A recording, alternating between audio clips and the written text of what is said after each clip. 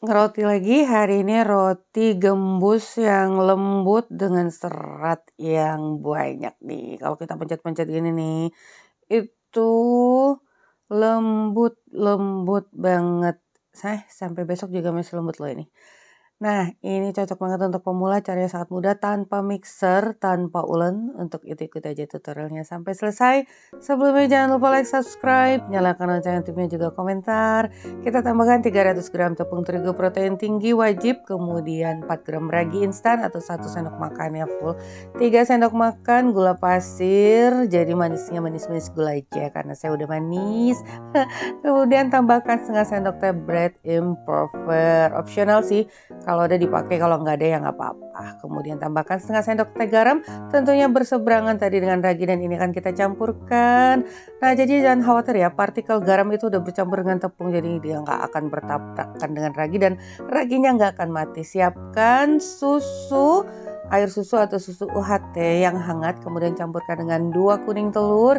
Nih, ini ya, total dari kuning telur dan susu itu kita harapkan mendapat sebanyak 200 ml. Tapi kalau belum mencapai 200 ml, kalian bisa tambahkan kembali dengan air biasa ataupun air susu lagi. Nah, ini akan kita tuangkan pada bagian tengahnya. Caranya sangat simpel, cepat dan mudah, pas banget untuk pemula ya. Dan nggak usah khawatir, nggak usah terlalu memikirkan estetik dulu. Ini kita aduk sampai semuanya tercampur rata, nggak ada lagi tepung-tepung yang masih berterbangan atau tertinggal. Langsung aja kita campurkan menggunakan tangan telanjang. Ini kita campurkan tentunya sampai merata, lalu masukkan margarin. Nih, boleh margarin, boleh butter, 50 gram margarin. Kalau boleh butter, boleh margarin. Yang pasti kalau butter tuh aroma dan rasanya itu lebih wangi gitu kan ya. Nah, ini kita tentunya campurkan dulu sampai semuanya tercampur rata, blebet-blebet gitu tuh pada wadah, dan ini adonannya agak lunak ya. Sekarang kita akan proofing, tutup boleh pakai plastik, boleh pakai apa aja lah, yang penting dia tertutup dan lembab. Proofing 45-60 menit tentunya sesuai dengan suhu ruangan. Setelah mengembang 2 kali lipat seperti ini, tuh udah cakep ya, mengembang banget tanpa harus kita menggunakan mixer atau ulen. Tapi kalau menggunakan mixer juga boleh. Lalu oleskan kedua telapak tangan dengan minyak sayur atau minyak goreng karena ini adonannya agak melekat-lekat. Tapi kalian bisa lihat ya, rongga-rongga sangat berserat itu, glutennya udah terbentuk dengan baik. Kemudian oleskan juga papan kerja dengan minyak goreng. Nah, sekarang kita pindahkan dulu pada papan kerja nih. Ini lunak.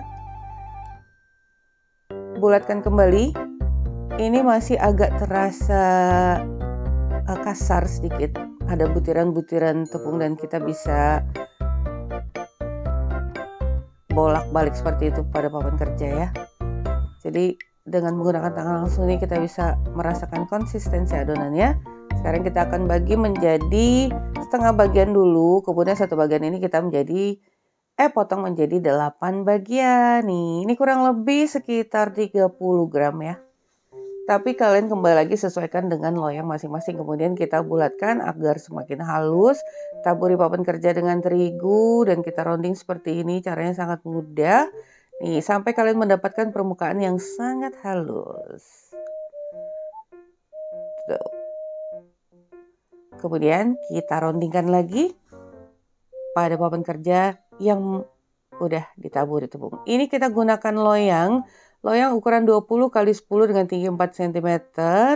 Jadi satu loyang ini isinya 8 buletan. Nih, jadi dengan kita taburkan sedikit tepung, adonannya tuh nggak terlalu basah, tapi tetap lunak dengan permukaan yang halus.